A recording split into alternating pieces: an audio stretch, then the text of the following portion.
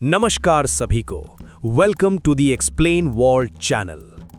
आप थोड़ी देर के लिए ये इमेजिन कीजिए कि हम कभी एग्जिस्ट ही नहीं करते, ना इंसान, ना शहर, ना हिस्ट्री, ना मेमोरीज, और फिर भी यूनिवर्स बिल्कुल वैसे ही होता जैसे अभी है। स्टार्स जलते रहते, गैलेक्सीज घूमती रहती, टाइम आगे बढ़ता रहता। इस इमेजिनेशन में कोई खास ट्रेजेडी नहीं है, कोई रिएक्शन नहीं है, कोई पॉज नहीं है। यूनिवर्स को फर्क ही नहीं पड़ता। और यहीं से वो आइडिया शुरू होता है जो हमारे दिमाग को सबसे ज्यादा डिस्टर्ब करता है। हम ज्यादातर अपनी जिंदगी ये मानकर जीते हैं कि हम यहाँ किसी वजह से हैं, कि हमारा होना किसी पर्पस का हिस्सा है, किसी बड़ी कहानी का एक इंपॉर्टेंट चैप्टर है। लेकिन ये आइडिया क्वाइटली बोलता है कि रियलिटी को हमारी जरूरत ही नहीं है। यूनिवर्स हमारे होने से बेटर नहीं होता और हमारे ना होने से वर्स भी नहीं होता। ये बात थोड़ी हार्श लग सकती है, लेकिन असल में ये न्यूट्रल है। इसमें ना गुस्सा है, ना प्यार, ना जजमेंट। सबसे अजीब बात यह है कि ये आइडिया हमें रिजेक्ट नहीं करता। रिजेक्शन में भी इंपॉर्टेंस होती है। ये बस हमें इग्नोर करता है, और इग्नोर होना ह्यूमन दिमाग के लिए सबसे मुश्किल चीज होती है, क्योंकि यहाँ कोई विलन नहीं है जिससे हम लड़ सके, कोई गलत डिसीजन नहीं है जिसे हम सुधार सके। सिर्फ एक चलती हुई रियलिटी है जो हमारे बिना भी परफेक्टली फंक्शन करती रहेगी। जब आप इस आइडिया को थोड़ा ज्यादा टाइम देते हैं तो आप नोटिस करेंगे कि डिस्कम्फर्ट लॉजिकल नहीं है, इमोशनल है। हमारा ब्रेन फैक्ट से ज्यादा फीलिंग्स पे रिएक्ट करता है, और हमारा ब्रेन सर्वाइवल के लिए बना है, ट्रुथ को कामली एक्सेप्ट करने के लिए नहीं। इसलिए जब हम ऐसी रियलिटी के बारे में सोचते हैं जहां कोई इंटेंशन नहीं है, कोई वजह नहीं है, तो हमारा दिमाग उसे डेंजर के सिग्नल के जैसे रीड करता है। हम हर जगह पैटर्न ढूंढते हैं। अगर कुछ रैंडम हो जाए तो भी हम उसमें कोई मतलब निकालने की कोशिश करते हैं, क्योंकि रैंडमनेस का मतलब होता है लैक ऑफ कंट्रोल, और लैक ऑफ कंट्रोल का मतलब होता है रिस्क। इसीलिए जब यूनिवर्स बिना वजह के चल रहा होता है, बिना कोई एक्सप्लेनेशन दिए, तो हमारा दिमाग पैनिक मोड में चला जाता है। उसे लगता है कि अगर कोई जवाब नहीं है तो शायद हम सेफ नहीं हैं। इसी वजह से साइलेंस हमारे लिए अनकंफर्टेबल होती है। जब यूनिवर्स कोई रिस्पॉन्स नहीं देता, कोई फीडबैक नहीं देता, तो वो साइलेंस अबैंडनमेंट जैसा फील होता है, जैसे हम कुछ पूछ रहे हैं और सामने से कोई देख भी नहीं रहा। इसीलिए ये आइडिया गलत नहीं लगता, ये आइडिया इमोशनली अनसेफ लगता है, और हम अक्सर इमोशनल डिस्कम्फर्ट को फॉल्सहुड समझ लेते हैं, जबकि असल में वो सिर्फ अनफेमिलियर ट्रूथ होता है। एक टाइम था जब हम जेन्युइनली मानते थे कि हम सबसे इंपॉर्टेंट हैं। अर्थ सेंटर में है, स्काई हमारे ऊपर है, और बाकी सब कुछ हमारे अराउंड घूमता है। इस बिलीफ के साथ जीना काफी कंफर्टिंग था। फिर धीरे धीरे ये इल्यूजन टूटना शुरू हुआ। पहले हमें पता चला कि अर्थ सेंटर में नहीं है, हम सिर्फ एक प्लैनेट हैं, और वो भी कोई खास जगह पर नहीं। ये पहला झटका था, पहला नार्सिसिस्टिक इंजरी। फिर हमने टाइम का स्केल समझना शुरू किया। यूनिवर्स बिलियंस ऑफ साल से एग्जिस्ट कर रहा है, और हम तो कल जैसे आए हैं। ह्यूमन हिस्ट्री जो हमें इतनी लंबी लगती है, यूनिवर्स के लिए ऑलमोस्ट इनविजिबल है। एम्पायर्स राइज हुए, कोलैप्स हुए, और यूनिवर्स ने कोई रिएक्शन ही नहीं दिया। ये दूसरा झटका था, क्योंकि यहाँ सिर्फ जगह नहीं, इंपॉर्टेंस भी छोटी हो गई। और फिर एवोल्यूशन का आइडिया आया।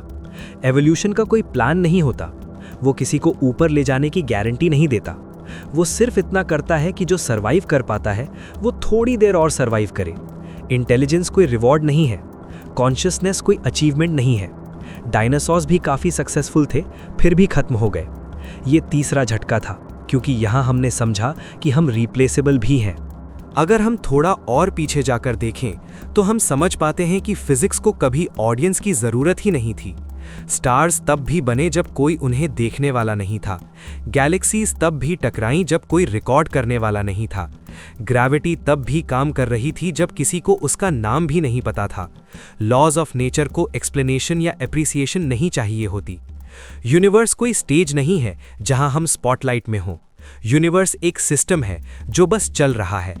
उस सिस्टम के रूल्स फिक्स्ड हैं, और वो रूल्स किसी के बिलीफ या डिसबिलीफ से चेंज नहीं होते। हम उस सिस्टम के अंदर पैदा हुए बाय प्रोडक्ट्स हैं। थोड़ी देर के लिए अवेयर, थोड़ी देर के लिए क्यूरियस, और फिर खत्म। लेकिन सिस्टम चलता रहता है। ये रियलाइजेशन ईगो को काफी दर्द देती है, क्योंकि हम अपने आप को सेंट्रल मानकर जीने की आदत में होते हैं। लेकिन फिजिक्स क्वाइटली दिखाता है कि सेंट्रलिटी एक इल्यूजन थी। यूनिवर्स को चलने के लिए हमारी अंडरस्टैंडिंग की जरूरत नहीं है, और ये बात जितनी कामली हम एक्सेप्ट कर लेते हैं उतना ही कम वो हर्ट करती है। इस स्टेज पर आपको लग सकता है कि ये सब थोड़ा क्रूअल है, लेकिन क्रूएल्टी के लिए इंटेंशन चाहिए होता है। यूनिवर्स के पास इंटेंशन ही नहीं है। वो ना अच्छा है ना बुरा है, वो बस है। जो पेन हम फील करते हैं वो यूनिवर्स से नहीं आ रहा, वो हमारे एक्सपेक्टेशन से आ रहा है। हम एक्सपेक्ट करते हैं कि कोई हमें देख रहा हो, कोई याद रखे, कोई हिसाब रखे। जब ये सब नहीं होता तो हमें लगता है कुछ गलत हो रहा है, लेकिन असल में कुछ गलत नहीं होता, सिर्फ हमारा सेंटर हट जाता है। और सेंटर हटना ईगो के लिए सबसे बड़ा शॉक होता है।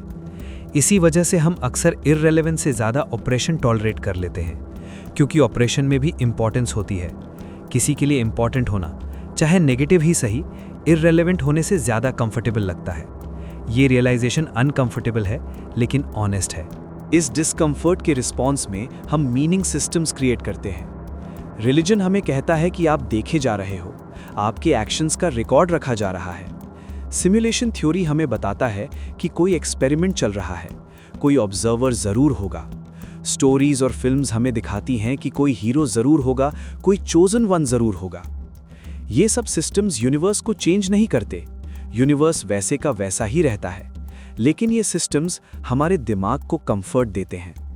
ये हमें लगने देते हैं कि हम अकेला नहीं हैं, कि हम मैटर करते हैं। इसमें कुछ गलत नहीं है, ये ह्यूमन रिस्पॉन्स है।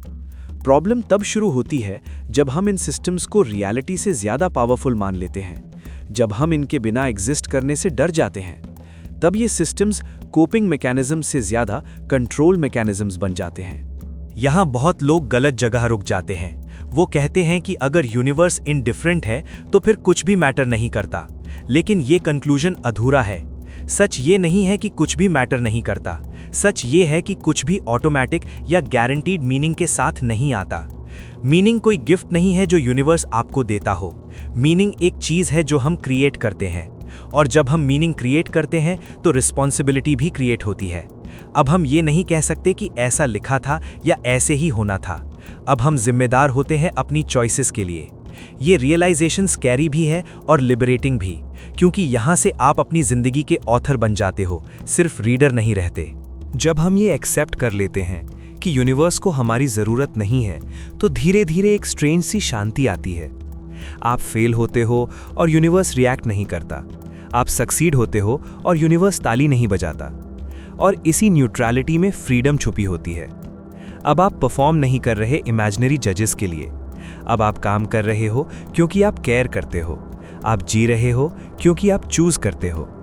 यूनिवर्स शायद इनडिफरेंट है, लेकिन हम अपनी चॉइसेस के लिए रिस्पॉन्सिबल हैं, और शायद वही काफ़ी है। अगर वीडियो पसंद आई तो लाइक, शेयर और सब्सक्राइब करें, और कमेंट करके बताएं अपने व्यूज़। मिलते हैं नेक्स्ट वीडियो में, तब तक के लिए स्टे क्यूरियस।